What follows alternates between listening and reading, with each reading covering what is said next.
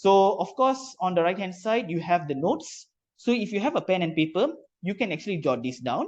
If you have a phone, you can take a picture of this, or you can even print screen. Okay, and don't worry, I'll actually send this recorded session in my social media. So I'll share the links. So basically, you can actually watch from there. Right. So the first step is highlight the table. All right. For those who just came in, don't worry, how to highlight the table. You don't have to highlight the table manually. What you can do is, if I go to level 2, I've written a keyboard shortcut Control A. Okay, so Control A means you can highlight the entire data. That means you put your cursor over here and Control A. So now Control A means you are highlighting the entire table. All right. The next step is I go to data. So can you see this data ribbon? Maybe you can type number 2 if you can see data ribbon. Okay, so once you go data ribbon, there's a section called get and transform data. And over here, you have the feature called from table slash range. Okay, so it says that click from table slash range. So can you see this from table slash range? Maybe you can type number 3 in the chat box if you can see from table slash range. Okay, so what I do is I click this. The moment I click this, you will notice that a small box will appear. Okay, I have written here a box will appear. So can you see this box? Maybe you can type number 4 if you can see the small box. All right, so I'm going to press OK. But before I press OK, you will notice that you will be navigated to Power Query. That means when I press OK, and then you will go to a Power Query editor. Okay, the name of this file is called Power Query Editor. All right, so Power Query is basically an advanced Excel feature.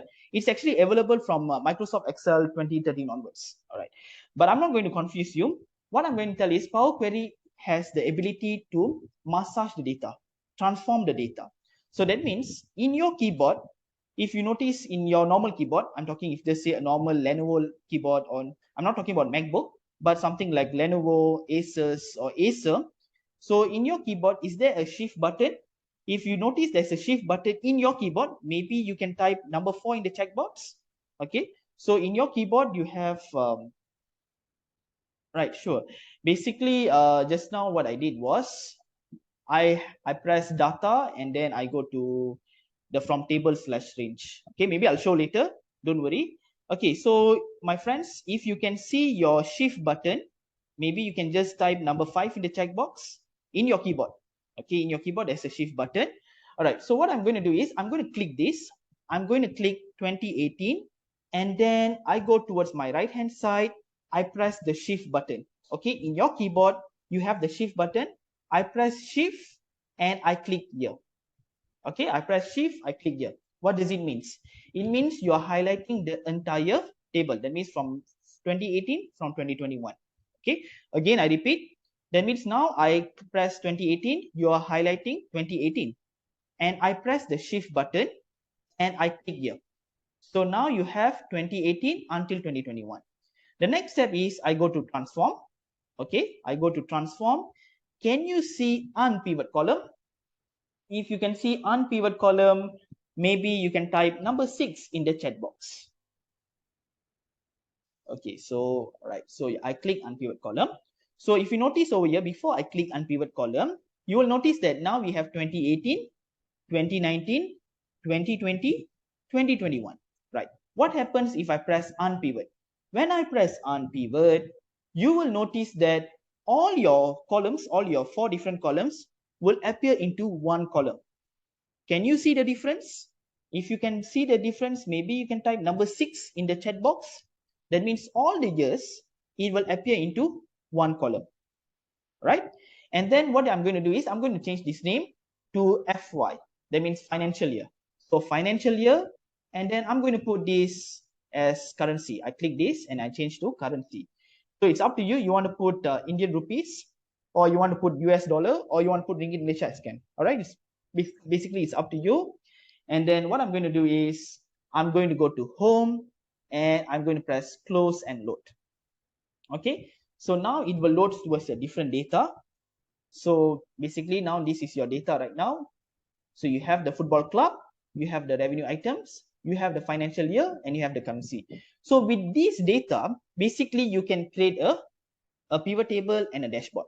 Meaning to say, okay, maybe I'll just highlight all this. I go to insert, I go to pivot table, okay. Maybe I put existing worksheet. I'll just put it somewhere here. That means maybe in column E, okay, column F, and then I press okay. Okay, maybe not here, somewhere else.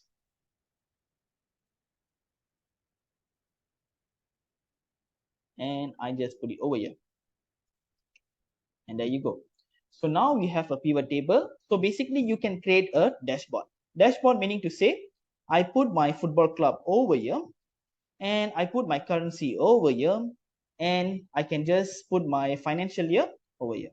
So with this, what I can do is I can just format these things, format these numbers, right click, format cells, and then I go to accounting format, no symbol, 0 decimal places, and there you go. Okay, and this is our data, and I'm going to create a dashboard.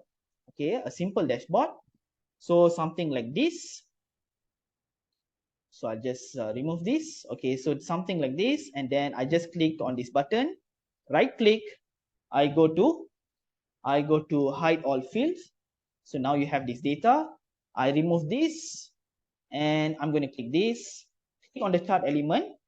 So if you can see chart element, maybe you can just type number 3 if you can see chart element. All right, so chart element, like as usual, I'll just remove the grid lines, I'll remove the legend, and I'll just put data label. So now you have this data label, and then what I'm going to do is this total, I'm just going to put here equal all. All right, but of course sometimes this title is not right? So maybe what I put is I'm going to put a different title. Maybe I put it financial performance in. Okay, so I'm going to put this equal, I press this K1 and all. So you have this, maybe I'll just put some space, Prostoffy, space, Prostoffy, and okay. So what I'm going to do is I'm going to press here equal, and I'm going to press here over here. Okay, so financial performance is all. Of course, it might be misleading, but what I'm going to do is I'm going to click this, pivot chart analyze, go to insert slicer, and then I'm going to click financial year and revenue items. So I click this. So now you have these two dashboards over here, two slicer.